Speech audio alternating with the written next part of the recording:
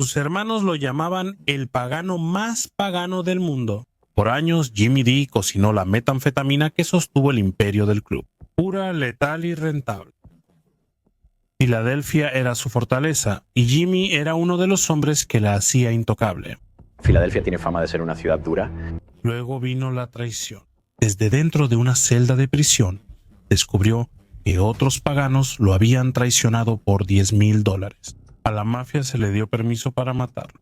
El club por el que sangré, luché y construí me marcó para morir. ¿Qué hace un hombre cuando la hermandad le da la espalda? Cuando la lealtad no es más que una etiqueta de precio. Jimmy D eligió sobrevivir y al hacerlo dio el tipo de golpe que ningún rival podría haber dado jamás. Su nombre se convertiría en una maldición dentro de los paganos, una historia susurrada con partes iguales de miedo, desprecio e incredulidad.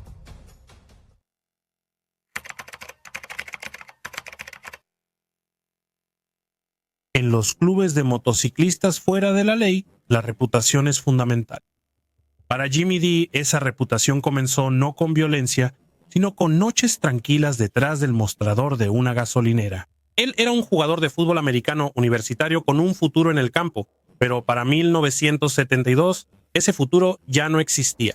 ¿Qué pasó? Trabajaba en una gasolinera de noche cuando estudiaba en la universidad. Eran las 3 de la mañana. Solo hay dos tipos afuera: policías y ladrones. Los Pagans llegaban en moto después de cerrar los bares. Llegué a conocerlos, a tratarlos. Una cosa llevó a la otra. ¿Qué hace que un hombre cambie la promesa de la universidad por la incertidumbre de la vida fuera de la ley? ¿Fue la emoción, el peligro o simplemente la necesidad de pertenecer a algo más grande que él mismo? Sin sexo grupal, nunca me habría unido a los Pagans. Fue una gran orgía. Todos se desnudaban y entraban a la pila. Fuera cual fuera la razón, la decisión de Jimmy fue permanente. Para cuando la mayoría de los jóvenes de su edad planeaban sus carreras, él ya se había comprometido con el club de motociclistas Pagans. Uno para todos, todos para uno. Moriremos, pelearemos y cogeremos juntos. Ese es el lazo, las motocicletas y la hermandad. Todo lo que viene después de eso, viene después de eso. Los paganos no eran un club que buscara reconocimiento o comunidad, buena voluntad. Evitaban las casas club, no usaban parches y vivían según el secreto. Se autodenominaban porcentistas, rechazaban las reglas sociales y seguían solo las suyas. Su lema era claro: hazle a los demás y luego vete. La violencia era una expectativa. Lo que los define es su propensión a la violencia. Son un grupo muy violento, son un grupo nómada. Para ellos mismos son bastante introvertidos como parte de su juego. Mucho comportamiento antisocial. Durante 10 años, Filadelfia fue territorio de los paganos. Siempre ha sido territorio de los paganos, siempre ha sido su territorio. Siempre han dejado claro a otras organizaciones y pandillas que este es su territorio. Otros clubes, los Warlocks, los Breed, los Wheels of Soul, fueron apartados hasta que solo un nombre tenía peso en la ciudad. Andar con ellos era aceptar una vida donde las peleas en bares, las guerras entre clubes y las peleas callejeras no eran la excepción, sino la rutina. El 99% de las personas en este mundo vive según las reglas de la sociedad, obligaciones y comportamientos socialmente aceptados. El 1% no lo hace, el 1% son forajidos. ¡Que se joda el mundo! Esto es lo que vivimos. Jimmy D absorbió esta cultura rápidamente. Hablaba de su chaqueta no como una prenda, sino como el registro de su violencia. La violencia en mi chaqueta es parte de ser un pagano. Casi todo era peleas de bar y guerras entre clubes de motociclistas contra motociclistas. Eso es parte de ser pagano. Así es la vida diaria. La hermandad prometió que nadie peleaba solo, pero ¿qué significaba realmente esa hermandad cuando la lealtad era puesta a prueba por el dinero, el poder y la supervivencia? Esa pregunta acompañó a Jimmy durante toda su carrera como pagano. Por ahora, sin embargo, él era solo otro soldado en un ejército en crecimiento. Controlaba la ciudad y el negocio de metanfetamina esperaba ser tomado. Y el lazo de hermandad aún se sentía irrompible, o al menos eso creía él.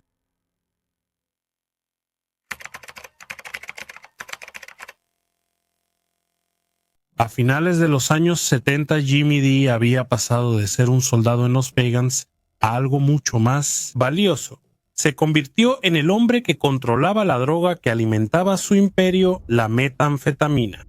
Los Pagans dominan la metanfetamina en Filadelfia y siempre lo harán. ¿Qué le dio la ventaja a Jimmy D? En un club construido sobre fuerza y de intimidación, fue el conocimiento lo que lo distinguió. Aprendió de forasteros químicos conectados con la mafia, quienes le enseñaron a cocinar a un nivel que ningún pagano antes que él había dominado. Antes el club trataba con ciudadanos que no eran miembros. Ellos fabricaban la metanfetamina, eran tipos de la mafia. Aprendí de un tipo llamado Rock and Roll. Él era un cocinero de metanfetamina, estaba conectado con la mafia. En ese momento él era el mejor. Empezó vendiendo pequeñas cantidades, luego subió a onzas, después a libras, hasta que se convirtió en el cocinero oficial del capítulo de Filadelfia. En 1979, Jimmy creó lo que el club llamó metanfetamina púrpura pagana, tan pura que se convirtió en su producto distintivo. Solo Jimmy sabía exactamente cuán pura era, y solo él sabía con qué la cortaban antes de que llegara a las calles. El club madre, la junta directiva del club, decidía cuánto diluirla, cuánto beneficio sacar y cómo distribuirla a través de la red de la costa este. Yo cocinaba la metanfetamina, el club madre recibía la metanfetamina pura, luego el club madre cortaba las drogas como quería y las distribuía a través de sus presidentes, que lo distribuían al resto de los capítulos y así sucesivamente la cadena. Iba de morado a rosa oscuro, a rosa claro, hasta blanco puro, porque la cortaban, es blanco, y cada vez que la cortabas se hacía más y más clara. Jimmy les entregó el producto y ellos lo convirtieron en dinero en efectivo. Pero con el control vinieron las preguntas. ¿Quién tenía realmente el poder? ¿Los presidentes que llevaban los parches? ¿O el hombre en las sombras que cocinaba las drogas? ¿El imperio de los paganos estaba siendo dirigido por sus líderes o por su metanfetamina? La metanfetamina lo cambió todo. La metanfetamina es la droga clave de la mayoría de las pandillas de motociclistas. La mayoría de los motociclistas te mantiene despierto y hace que la fiesta y el viaje duren más. Pero sobre todo, era dinero y en el mundo ilegal, el dinero dictaba la supervivencia. Cuanta más metanfetamina producía Jimmy, más poder tenía. Obtenía el crecimiento de los paganos, 44 capítulos, desde Pensilvania hasta Carolina del Sur, se construyó sobre la base de la venta de drogas. Filadelfia se convirtió en el epicentro. Desde ahí, la metanfetamina se distribuía por la costa, trayendo violencia, corrupción y alianzas con otros grupos criminales. El nombre de Jimmy tenía peso no solo como pagano, sino como el hombre que proveía el producto que mantenía a la banda con vida. Sin embargo, en un mundo construido sobre la violencia, ¿cuánto tiempo podía un hombre mantenerse en la cima de la cadena de suministro? ¿Qué pasa cuando el dinero que ganas se vuelve más poderoso que la hermandad a la que juraste lealtad?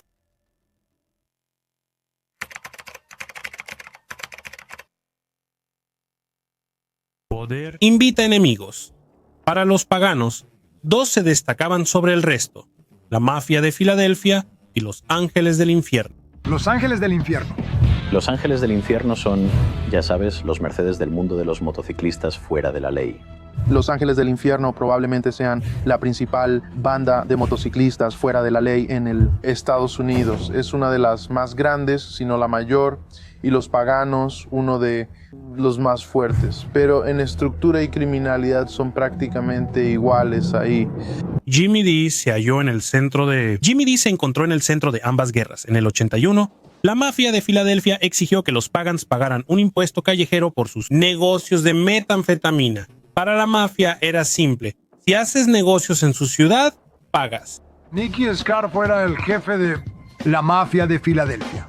En algún momento decidió que íbamos a pagar un impuesto callejero a la mafia para que se nos permitiera vender drogas. En Filadelfia, perdió la maldita cabeza cuando pensó que podía extorsionar al club de motociclistas paganos por impuesto callejero. Pero Jimmy D no era el tipo de hombre que entregaría sus ganancias.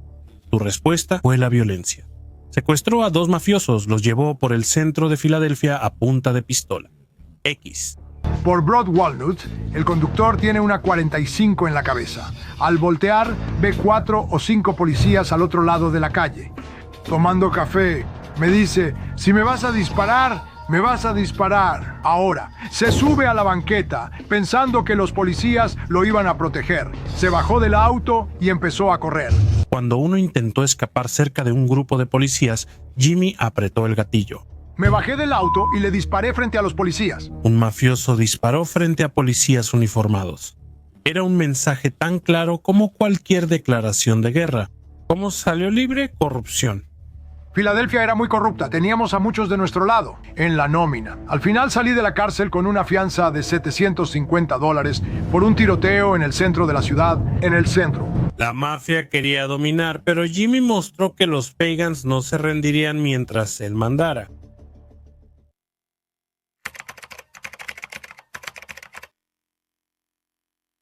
Durante años, Jimmy D creyó en el código Pagan. Lealtad por encima de todo, hermandad, sin cuestionarlo. Los Pagans siguen sus propias reglas. No quieren ser juzgados por la policía ni responder a las leyes, solo a su propio código. Pero la prisión cambia a los hombres, y en 1982 la visión de Jimmy del club se vino abajo. Encerrado después del tiroteo con la mafia, se enteró de que 3 compañeros Pagans habían conspirado en secreto con la mafia de Filadelfia. Por solo $10,000 le dieron permiso a la mafia para matar a él. El hombre que había cocinado su metanfetamina, peleado sus batallas y defendido su territorio, fue prescindible de pronto. ¿Qué es la hermandad si tus hermanos te traicionan? ¿Cómo confías en un código que desaparece en cuanto hay dinero de por medio? Para Jimmy, la traición dolió más que una pelea callejera. Yo era parte del equipo, era el más pagano del maldito mundo. Eso era lo único que importaba para mí. Descubrir que mis hermanos, mi gente, me traicionaron para que esos malditos idiotas me mataran fue más de lo que podía soportar. Esa traición me hizo decidir. Delaté a todos los malditos Pagans. Si no me hubieran entregado, todavía estaría siendo un Pagan hoy.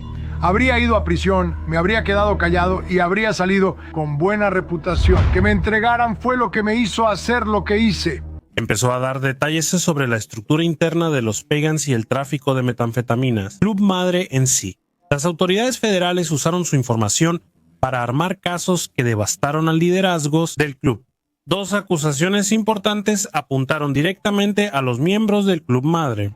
Los Pagans sufrieron 2 casos clave de venta al menudeo que devastaron su liderazgo, afectando especialmente a los miembros del Club Madre. Para un club que se enorgullecía de su secretismo, el daño fue inmenso. Pero la cooperación vino con consecuencias. Los Pagans pusieron a Jimmy D en su lista de objetivos, marcándolo no solo como un traidor, sino como el máximo forajido, un pecador, un soplón. Su nombre se convirtió en una advertencia susurrada dentro del club. La traición, una vez hecha, jamás se perdonaba. Entonces, ¿qué importaba más, la supervivencia o la lealtad? Jimmy eligió la supervivencia, pero a un costo que lo siguió toda la vida. Había sido soldado, cocinero, proveedor, pero ahora era algo totalmente diferente. Para el mundo exterior, él era un testigo clave contra uno de los clubes más violentos de Estados Unidos. Para los paganos, él ya estaba muerto.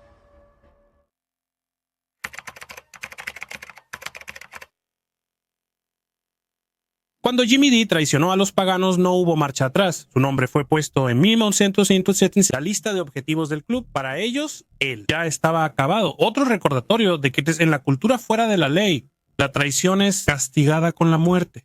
Se alejó, pero sobrevivir vino acompañado de aislamiento. La hermandad que antes prometía protección, ahora lo marcaba como un objetivo. ¿Podría alguna vez confiar en alguien de nuevo? ¿Podría siquiera mirar al club sin recordar el momento en que lo traicionaron? Me lavé las manos con el club, ni siquiera podía mirarlos cuando me hicieron eso. Aún así, su cooperación dejó una marca duradera. Las acusaciones federales destrozaron el liderazgo de los Pagans, y para los años 90, el club estaba luchando por recuperarse, mientras rivales como los Ángeles del Infierno se expandían, debilitados desde dentro.